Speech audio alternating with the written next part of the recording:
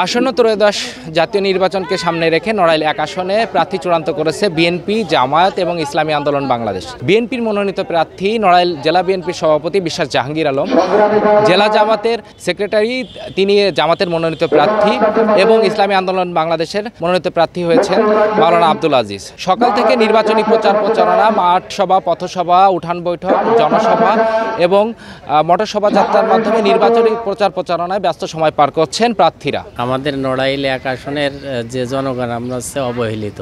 আমাদের এই জায়গার রাস্তাঘাটের কোনো উন্নতি নেই, রাস্তাঘাটের অবস্থা অনেক খারাপ।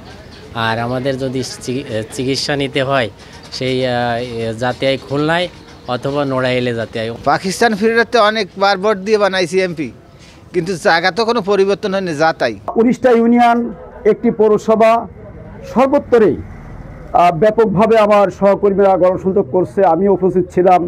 উঠোন বৈঠক সহ বিভিন্ন মানুষের দ্বারে দুয়ারে আমরা যাচ্ছি এবং মানুষ আমাদেরকে আশ্বস্ত করছে এবং মানুষ ইসলামী আন্দোলন বাংলাদেশকে ভালোবেসে তাদের হৃদয়ে জায়গা দিচ্ছে। 2026 সালের ত্রয়োদশ জাতীয় সংসদ নির্বাচনের জন্য ইতিমধ্যেই আমরা প্রস্তুতি গ্রহণ করেছি বাংলাদেশ জামাত ইসলামীর পক্ষ থেকে।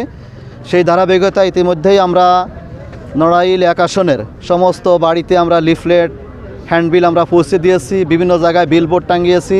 মানুষের পাশে যেতে হবে, মানুষের সঙ্গে কথা বলতে হবে, মানুষকে ভালোবাসতে হবে। কারণ আপনাদের বিপক্ষে কিন্তু আরেকটা দল অবস্থান করছে, তারা কিন্তু মানুষের বাড়িতে যাচ্ছে, ভোট প্রার্থনা করছে।